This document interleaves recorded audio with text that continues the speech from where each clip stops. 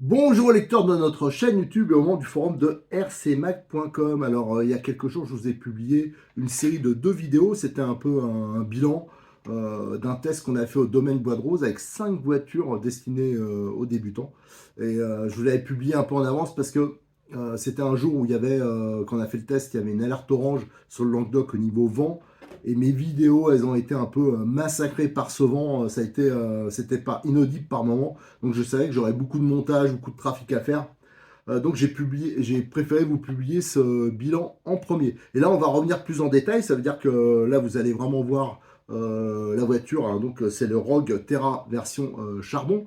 Roulé lors des tests, c'était ses premiers tours de roue, réellement, hein, on a posé comme ça. Et le but, c'était que moi, je fasse les tests et qu'ensuite, je le prête à 2 débutants, qui étaient Jean-Luc et Didier, et qu'à la fin, ben, on se voit, on se donne l'avis, quoi. On fasse un petit classement des voitures, les avantages, les désavantages, celles, voilà.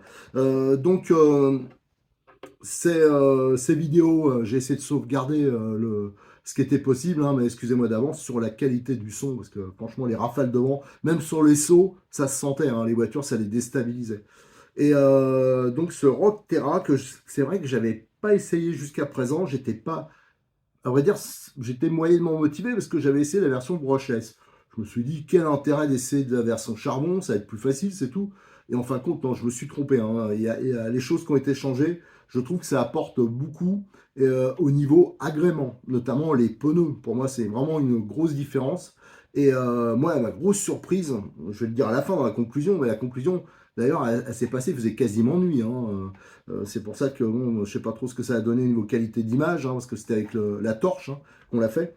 Mais moi, cette voiture, elle m'a beaucoup plu, même si à la fin, on a eu un petit problème technique qui me semble pas très grave, on va voir. Mais voilà, la voiture, elle m'a beaucoup plu, plus que la version brushless, il faut bien l'avouer. Et ça, c'est en grande partie grâce à ce gros moteur là, qui est un peu inédit pour moi, et aussi ces pneus à chevron. Allez, je vous laisse, je vous balance les vidéos. Bonjour aux lecteurs de notre chaîne YouTube et aux membres du forum de rcmac.com. Alors aujourd'hui, hein, je suis pour une journée d'essai au domaine Bois de Rose.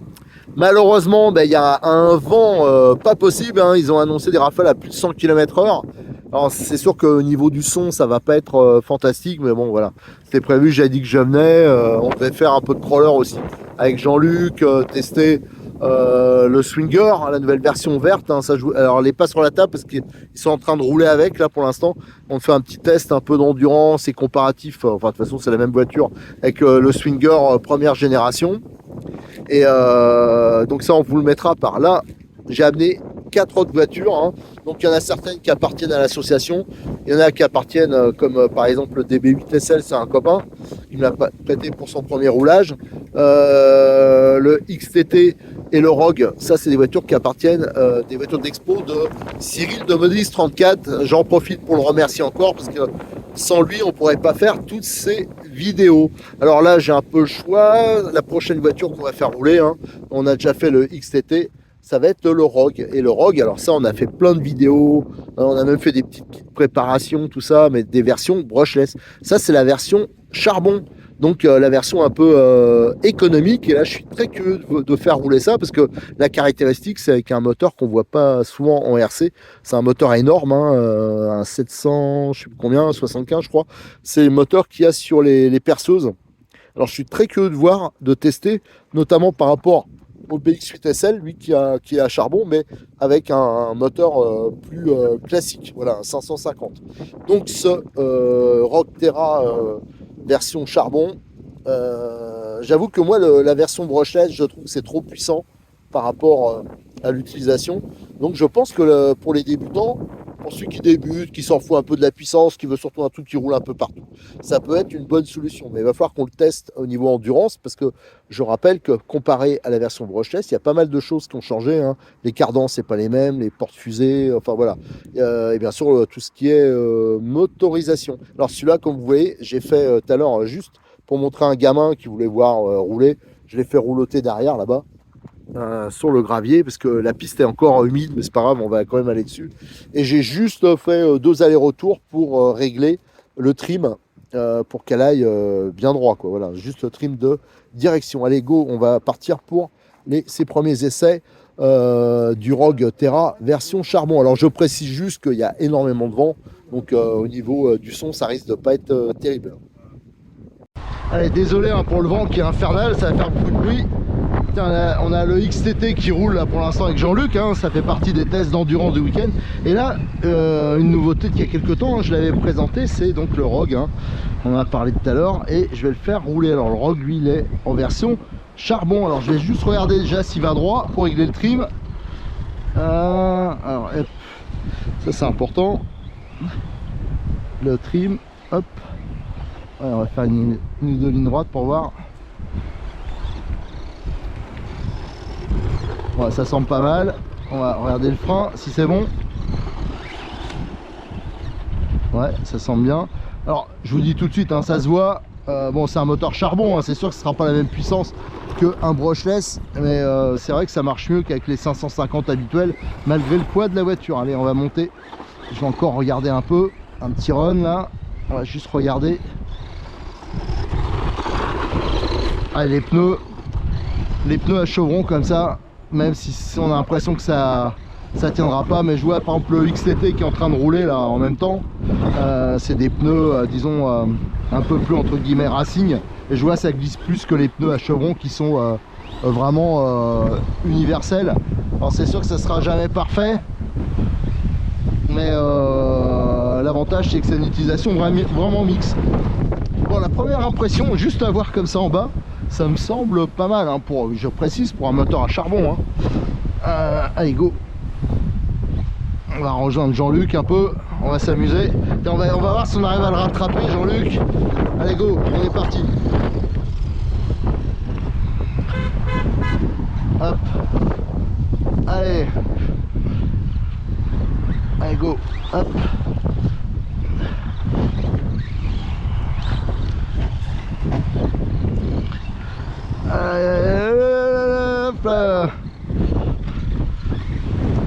Allez. Allez Jean-Luc, là tu peux pas te faire doubler par une voiture à charbon, c'est pas possible. Ouais, franchement il marche pas mal. Hein. Avec le gros moteur, je pense que c'était la bonne solution. Hein. Il y en a plein, j'ai vu qu'il y en a plein qui ont dit bah non, les moteurs de perceuse, là, les gros, ça consomme trop. Alors ça je m'en tape un peu, il suffit d'avoir des batteries. Mais déjà on voit qu'il y a du couple. Et en plus les pneus à chevron, je trouve que c'était la bonne idée parce que voilà, ça fait un peu comme le XTS. Voilà, c'est des pneus à chevron, ça permet d'avoir une accroche fixe. C'est pas parfait partout, mais par contre c'est voilà, c'est correct quel que soit le type de terrain.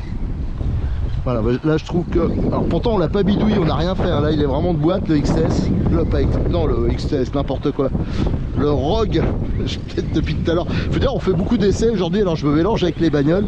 Donc là c'est le Rogue Terra version charbon, en plus la carrosserie elle pète bien, moi j'aime bien la jaune, l'orange elle est sympa aussi, mais la jaune elle pète bien, et la voiture elle est hyper facile à conduire, donc elle est bien adaptée aux débutants, et le rythme, je pense qu'il y en a plein qui penseraient que c'est pas une voiture à charbon, hein. Enfin déjà c'est pas un moteur charbon, il y a un peu la vitesse de pointe peut-être, qui est pas extraordinaire, mais je veux dire le reste, hein, dans les virages, ça relance bien, et quand on est débutant de toute façon il faut pas avoir, là si je compare au XTT que j'ai essayé tout à l'heure, si un débutant il prend un XTT, c'est tellement puissant, bah, il va galérer quoi, tandis qu'avec celle-là, là, elle est partie en tête à queue avec un caillou, mais ça saute bien, ça amortit bien. Alors c'est surtout les pneus hein, qui participent beaucoup à l'amortissement, hein, faut bien l'avouer, parce que c'est des pneus un peu ballons, mais là c'est nickel, et je trouve que c'est même plus agréable à conduire que le Rogue version brushless. Je sais pas pourquoi, je sais pas si c'est les pneus, alors c'est sûr il y a moins de puissance, mais le Rogue brushless j'ai déjà conduit en version bridée, c'est chaud quoi, tandis que là c'est un vélo quoi la voiture. Alors ce qu'on va faire, hein, je vais faire un run, je vais peut-être pas vous filmer le run complet, je vais en faire au moins un moi tout seul en roulant le plus vite possible. Ça c'est pour vérifier si toute l'électronique, hein, que ce soit le moteur ou le contrôleur, s'il y a des problèmes de chauffe ou pas. Ah, hop, là c'est retombé sur les roues, nickel. Et après je vais prêter à mes petits camarades de jeu, comme ça ça me permettra de faire d'avoir leur impression. et de vérifier, ça prendra peut-être plus de coups, la résistance de la voiture.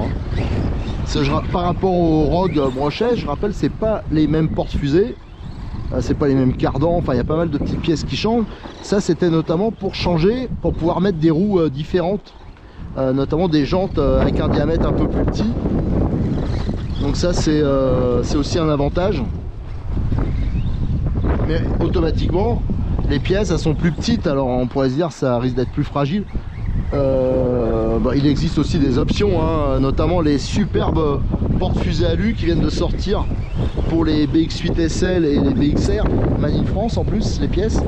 Et je pense que ça monte là-dessus, on vérifiera, mais bon pour l'instant, j'ai pas pris de gros pète, mais tout à l'heure je pense pas que je vais péter les voitures, elles vont manger. Surtout ça c'est une voiture qui est, on a envie de sauter, on a envie de faire les sauts parce qu'elle saute bien. Regardez, elle s'enchaîne, voilà, sans se gameler là. C'est une piste qui est vraiment difficile.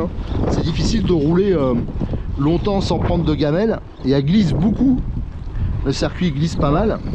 C'est pour ça que par moment ça fait des petits travers parce que les chevrons, ça accroche, mais alors, par contre quand ça part, ça part. Ah, elle est vraiment sympa. Alors là, je m'y attendais pas. J'avais peur un peu. Je vous avoue que j'avais peur que ce soit une vraie limace parce que c'est une voiture qui est lourde. Et là ça va plutôt bien. Alors là, je suis vraiment curieux que l'essai se termine pour regarder cette histoire de chauffe. Parce que ça aussi on me l'a prédit, on va dire tu vas voir j'ai vu ça dans les commentaires qui ont été mis quand j'avais fait la présentation. Avec un moteur comme ça va chauffer à mort. Voilà, il n'y aura pas d'autonomie. Là c'est une batterie vraiment bas de gamme que j'ai mis, mais par contre je pense pas qu'avec le contrôleur qu'il y a dessus et la batterie on puisse mettre le moteur on puisse mettre du 3S, donc on sera un peu limité dans cette puissance tout le temps. Mais je veux dire, au contraire, ce qui est bien c'est que c'est économique on a tout de suite le maximum de puissance qu'on peut obtenir, je pense, avec du charbon tout en étant raisonnable, donc ça évite la course à l'armement. Et franchement je trouve ça quand même largement, je vous dis, il y a des voitures à charbon. Tiens, on va le faire un peu à l'envers, le circuit. Enfin non, attends, on va faire là les sauts. Je pense que dans les virages, les petites accélérations, voilà, toutes ces parties là, il y a des voitures du type Brochet qui restent derrière, sans souci. Je vous dis, il y a que là, quand on attaque la ligne droite. Et encore souvent avec les versions Brochless, on l'a vu avec le XTT dans les vidéos que j'ai faites tout à l'heure, qui seront publiées à peu près en même temps je pense. On a vu que de toute façon c'est très puissant, mais comme ça glisse, j'ai du mal à passer la puissance et ça balaie. Ah putain, il y a un mec qui roulait à l'envers. C'est toi qui roule à l'envers. Ben non, c'est là. Regarde, le sens du circuit c'est là. C'est toi qui roule à l'envers. Moi je suis dans le bon sens. Non mais c'est ça les chauffards de la route. Voilà, bon comme c'est... Voilà, c'est le rosé à midi. Alors Jean-Luc il est producteur de rosé, il nous oblige à le boire. Voilà. Donc et en plus vous voyez, il y a un face à face et il dit encore que c'est l'autre qui roule à l'envers. Comme quoi, ça veut dire que vraiment il sait pas où est l'envers de l'endroit. Donc faut se méfier. Bon, d'un côté ça permet de faire des tests solidité. Alors franchement hyper agréable à conduire. Là vraiment moi c'est vraiment une voiture, j'avoue, quand on m'avait posé la question, j'avais dit tant que je teste pas, je la conseillais pas spécialement quoi. Quand on me demandait, on me posait des questions, je disais mais il n'y a pas de retour. C'est vrai qu'il y a eu très peu de retours. J'ai cherché s'il y avait des vidéos, des commentaires. Alors déjà j'avais un indice, c'est que Cyril il en a vendu quand même quelques-uns et il m'a dit que contrairement à la version Brochless, il avait eu aucune demande de pièces spécifiques, c'est-à-dire de cette version. Je vous rappelle, c'est les cardans, les porte-fusées, des choses comme ça. Donc déjà donc c'était, ouais voilà. Si vous voulez tester une voiture, vous dites à Jean-Luc. Parce que je crois que depuis tout à l'heure le XTT il prend quelques pètes. Il roule toujours, Ah ouais, bah non mais je lui ai dit, vas-y. Et de toute façon après tu vas tester celui-là, comme ça tu pourras voir la différence. D'ailleurs je vais arrêter, parce que j'en ai 3 autres encore à tester. Et je vous ferai bien sûr, donc ils vont rouler avec. Donc Jean-Luc et Didier. Et après je vous ferai un petit bilan. Déjà, premier truc que je vais aller faire là, on va vite fait aller dans les stands. Tiens, allez, on va y aller tout de suite. Parce que moi ce qui m'intéresse là, c'est cette histoire de... Tiens, on va se mettre derrière, à l'abri. Là on a roulé, je sais pas regarder combien de temps ça fait. Mais ça, vous allez regarder la radio du MTX. Il y a un vent, mais vous pouvez pas imaginer. Donc ça aussi, hein, ça joue sur la tenue de route de la voiture, surtout dans les sauts. Et là, je vais vite fait regarder, passer la main. Hop. Alors déjà l'autonomie, je pense qu'il n'y a aucun problème. Le moteur, allez, je vous jure que le moteur il doit être à 30 degrés. Donc c'est pas là-dessus qu'il y aura un problème. Et le contrôleur il est froid. Donc il y a, alors bon, je vous avoue qu'il fait 14-15 là, hein. Mais déjà on sait qu'il n'y a pas de problème à ce niveau là. Et les pneus c'est plutôt sympa. Tiens d'ailleurs à mon avis il y a une roue qui est desserrée là. Alors, je vais vérifier ça. Est-ce que c'est la roue qui est desserrée ou est-ce que c'est du jeu? Non, c'est la roue qui est desserrée. Alors je vais aller resserrer la roue et après je vais passer la voiture à Jean-Luc et Didier. Allez, malgré le vent qui souffle en tempête, hein, donc je viens de terminer mon pack en le premier pack, hein, avec le Rogue charbon. Et là je viens de le prêter. Ils vont se relayer, hein, donc Jean-Luc qui va l'essayer. Là il y a Didier. Et le tout c'est d'accumuler le roulage, hein, un maximum de packs. Et ensuite on pourra faire un bilan. Alors là, comme vous avez vu, j'ai contrôlé au niveau de la chauffe, il n'y a absolument aucun problème. Et vous voyez, la voiture là-bas elle est tankée. Ce qui est bien, c'est qu'ils vont mettre quelques pètes dedans. Moi c'est ce que je veux, hein. Je veux qu'elle soit vraiment dans les mains de débutants et qu'il lui arrive. Parce que c'est vrai que quand c'est moi qui pilote, moi je pilote pas comme un dieu, hein, loin de là. Mais bon, je fais les tours sans faire de gros pets, tandis que là, vous voyez, les voitures, elles prennent les tuyaux, regardez, ah, bing, allez, ça prend des chocs. Là, bing, regardez, ça roule partout, n'importe comment. Alors c'est sûr que l'utilisation, elle est là, bing, regardez, là, ça a tapé le mur. Donc c'est peut-être pour ça aussi que les voitures, de temps en temps, ah, qu'est-ce qui se passe? Je pense que c'est... Ah, voilà, c'est contrôle, là, c'est le technicien qui a l'œil du mécano, qui a repéré, parce que les roues, elles bougent un peu. Mais bon, ça, c'est parce qu'il y a beaucoup de porte-à-faux. Mais alors là, il fait n'importe quoi. Alors là, je vous dis tout de suite, hein, la voiture, elle va droit, hein, c'est parce qu'il fout des grands coups de volant. Bah si, mais c'est lui qui fait des coups de volant, elle va droit, la voiture. Elle va droit, mais sauf qu'il va pas. Elle va pas droit, mais pas sur le circuit, voilà. Ça c'est... Hey, maintenant, moi je propose qu'on fasse les essais le matin, avant la grillade de midi, parce que je vois que ça a quelques... Oh putain! Là je vous dis que la voiture, si elle survit entre leurs mains, c'est qu'elle est solide. Voilà. C'est... Oh putain, là il y a un beau morceau de ferraille qui dépasse pour tenir le tuyau. Elle se l'est pris bien. Bon Jean-Luc, tu lui donnes quelle chance de survie à la voiture avec ce pilote? Ouais, normalement ça tient, mais bon, c'est pas... c'est quand même des pièces qui sont pas énormes pour du Monster. Alors là, bien sûr, moi j'ai toujours dit, hein, le Rogue, c'est pas une voiture pour faire des sauts comme des malades, pour faire... voilà, c'est bien pour voilà, une utilisation comme ça, mix, tout. Parce que je trouve que ça passe partout, ça tient la route, surtout dans cette version charbon, hein. J'avoue que la version brushless me séduit un peu moins. Là j'aime, je sais pas si c'est les pneus chevrons ou alors il y a les géométries qui ont changé, mais je la trouve beaucoup plus facile et surtout tout à fait exploitable, bien adaptée à la plupart des utilisateurs entre guillemets raisonnables. Et pour l'instant, vous voyez là, il fait un peu... Suit le circuit un peu. Bon, j'ai l'impression qu'ils s'amusent bien. Bon, allez, de toute façon, je vais les laisser tourner. Et moi, en attendant, je vais aller m'occuper. Je vais commencer à préparer les autres voitures. Hein, parce que comme je vous ai montré en introduction, j'ai beaucoup de voitures à essayer. Et bien sûr, on fera un bilan. Et par la suite, après ce bilan, bien sûr, je vous ferai des propositions d'amélioration. Alors tiens, juste là je suis en train de changer une batterie, hein, on est toujours dans le test un peu endurance pour le Rogue Terra charbon. Alors là je viens encore de vérifier, le moteur il est froid, hein, donc il n'y a aucun problème avec ce moteur. Franchement je trouve que c'est une très bonne idée d'avoir mis ce moteur. Moi je me demande même si je vais pas voir si c'est pas possible de le monter sur d'autres voitures charbon, Juste pour vous signaler, quand on utilise des batteries LiPo, il faut vraiment faire attention avec un moteur charbon, donc un moteur charbon. Si vous n'avez pas de dispositif type buzzer, d'ailleurs, il va falloir que je le mette. Mais moi, c'est vrai que j'ai toujours tendance voilà, avec l'habitude, à couper à temps, d'être raisonnable. Mais là, je l'ai prêté et comme Jean-Luc, il a tourné, il a été trop loin en fin de compte. Il aurait fallu arrêter avant et regardez, la batterie, elle est descendue à 4%. Et ça, c'est absolument pas bon. Hein. Ça craint. Hein. Donc, faites attention à ce point-là. On verra, je vous ferai sur la prochaine vidéo. Je pense qu'on essaiera de monter le buzzer. Allez, là, il commence, pas que la nuit elle tombe, hein, parce que j'ai encore le soleil en pleine poire, là. Mais je voulais vous faire un bilan du ROG, parce que pour l'instant, je vais l'arrêter, le ROG. Alors bon, on a passé quand même 4 batteries, ce qui représente, je peux vous dire, pas mal d'autonomie, hein, de roulage. Mes 2 pilotes amateurs, là, testeurs du jour, ils se sont reliés sur la voiture, et je peux vous dire qu'elle a pris des bons pets, la caisse. Et, elle est vraiment sympa. Là, autant...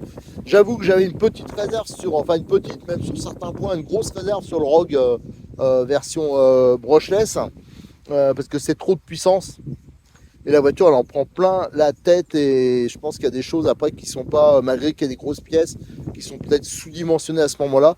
Et les roues, alors tiens, je les avais amenées pour tester, c'est les roues du ROG Terra version brushless, c'est trop lourd. La voiture, elle en prenait plein la tête. Donc je pense que une des grosses améliorations, c'est les pneus chevrons là. Je pense que ça fait moins souffrir la voiture. Par contre, là, je me suis aperçu d'un problème. Alors, je sais pas si c'est les chocs ou voilà, ou un problème de qualité des roulements. Alors, je vais vous montrer. Déjà, la carrosserie, je peux vous dire ils m'ont. J'ai pas eu le temps de la renforcer. Hein. J'avais dit vraiment, on roule. Ah, il y a peut-être là un peu. Non. On roule vraiment tel quel. Hein. J'avais juste mis le palonnier alu, voilà, parce que ça me paraît indispensable. Pour le reste, c'était 2 boîtes. Et il s'est avéré là, à la fin du dernier pack, là, on a passé 3, là le 4e, hein, on est à la fin. Enfin, je débranche. D'ailleurs, vous voyez, c'est nickel. Hein, la carrosserie offre quand même une bonne protection parce que la piste, elle est vraiment inclinée. C'est de la terre, tout ça, et la voiture, elle n'est pas trop crade. Donc ça, c'est bien. Au niveau... j'ai remarqué quelque chose. Alors, au niveau des roues avant, il n'y a pas de jeu. Nickel, hein, la suspension, ça va bien. Ah si, sur place, ce que j'ai fait à partir du 2e pack, c'est que j'avais des ressorts arrière. Voilà, des ressorts, des amortisseurs arrière. Et je l'ai fait comme tous les ROG Terra, je vous conseille de le faire. C'est de prendre les ressorts, c'est pas cher en plus, les ressorts arrière et les mettre à l'avant. Et la suspension, ça sera mieux. Hein. Autrement, les ressorts, on est obligé de trop les comprimer à l'avant. Pour le reste, le cerveau, il n'y a aucun souci. Surtout, je vous dis, le cerveau, si vous réglez bien vos fins de course, il n'y aura aucun problème. Le moteur, il ne chauffe pas. Donc, je ne sais pas si le ventilo, là, il est vraiment pour quelque chose. Mais ce choix de moteur, j'étais pas convaincu. On m'avait raconté plein de trucs. Là, pour l'instant, je trouve que c'est vraiment très bien sur une voiture. Quand on peut le monter, ça, c'est bien parce que ça offre du couple. Enfin, c'est bien adapté à cette voiture. Par contre, voilà, c'est pour ça que c'est fait les tests. Alors, je vais essayer de la caler là-dessus. Non, bon, la garde sol est trop importante, donc je n'arriverai pas à le caler. Alors, je vais essayer de la mettre comme ça. Je vais vous dire le souci que j'ai. Et je pense, alors, j'ai pas démonté, je le ferai à la maison. Hein, dans la prochaine vidéo où on va commencer à faire des petites bidouilles, on en parlera. Mais regardez, là où je pense que le roulement, il a implosé. Alors, il va falloir que je regarde exactement ce que c'est comme roulement. Je pense que c'est des 5-10-4. Mais je suis assez étonné quand même. Bon, on a fait 4 packs. Alors, je sais pas, ça fait peut-être 1 heure d'utilisation. Je me rends pas compte, peut-être un peu plus. Bon, c'est vrai qu'on a pris plein la pète, a pris des gros volumes. Mais ça, va falloir le contrôler. Alors, ça m'affole pas. Je vous avoue que ça m'affole pas parce que les roulements d'origine, on le sait, hein, sur tous les RTR, il n'y a jamais rien de fantastique. Et il y a un petit kit roulement qui existe déjà pour tous ces NXT, enfin plein de voitures, pas les NXT, les BX8 SL, tout ça, qui en des roulements d'embrayage en fin de compte pour les thermiques. Et ils sont mais alors beaucoup plus résistants que ceux d'origine. C'est pas trop cher, donc ça, c'est pas un souci. De toute façon, c'est quelque chose que j'aurais fait. Mais juste pour vous montrer qu'il faut faire gaffe à ça. Surtout sur des terrains comme on a avec des sauts, des choses comme ça. Là, il y a un roulement visiblement. Je vous le montrerai de toute façon hein, dans la prochaine vidéo hein, quand on fera le petit coup de soufflette et qu'on va commencer à bidouiller des trucs. On regardera ça. Mais autrement, le principal pour moi, c'était de vérifier déjà qu'il n'y avait pas de problème de fiabilité. Alors c'est sûr que ça, on peut considérer ça comme une casse, hein, un roulement. Mais moi, ça m'affole pas. Voilà, c'est pas un gros problème. Même si les roulements avec des grosses roues, c'est sûr qu'il faut les changer beaucoup plus souvent que sur un buggy traditionnel. Mais moi, je pense pas que ça soit un énorme souci. Mais pour le reste, franchement, elle est beaucoup, moi je trouve, hein, à mon avis, hein, beaucoup plus agréable à piloter que la version brushless. Et il y a quand même suffisamment de patates, je trouve, pour s'amuser. Donc pour moi, c'est un bon choix. Voilà, bon, voilà. C'est une voiture maintenant que je saurais si on me demande un Monster, un truc comme ça, à des prix pas trop chers, avec un look sympa, parce que c'est vrai que la carrosserie, elle est quand même sympa. Ils sortent, il y a plein de kits d'amélioration, notamment chez Modelis 34. Si vous voulez une voiture de ce genre-là, moi je vous conseille de prendre. Alors j'ai pas les références là, hein, je vous le montrerai sur la vidéo, mais le kit et les kits d'amélioration que j'avais fait pour le brushless, ils sont tout à fait valables là, notamment le kit de fixation d'amortisseur. Voilà, donc ça sera un plus, parce que là, il n'y a pas de souci, mais au bout d'un moment, on sait que ça se desserte. Hein. Regardez, par exemple, là, on voit, si on regarde par rapport au côté, on voit qu'il s'est un poil desserré. Alors, c'est pas un gros problème, mais toutes les voitures, il y en a plein hein, qui ont ce mode de fixation. Un jour ou l'autre, ça tend à se desserrer. Il y a aussi le kit, là, pour fixer les barres, le petit kit d'amélioration. Ça aussi, c'est quelque chose que je vous conseille de prendre d'entrée. C'est pas cher et c'est vraiment un plus, vous ne serez pas embêté. En plus, c'est avec de la visserie inox, tout ça, c'est quand même vachement plus sympa. Voilà le seul bilan de cet essai que je trouve, moi, à part cette histoire de roulement qu'il va falloir que je regarde, vraiment très très satisfaisant. Mes deux pilotes d'essai, ils se sont éclatés avec la voiture. Hein. Je pense qu'ils ont beaucoup apprécié. Donc voilà, je suis content. Voilà, c'est le principal. Allez, à très bientôt sur notre chaîne YouTube et sur le forum de rcmac.com où je vais ouvrir un sujet spécifique. Et comme je l'ai déjà dit, hein, c'est une voiture que vous allez retrouver régulièrement en vidéo et en photo.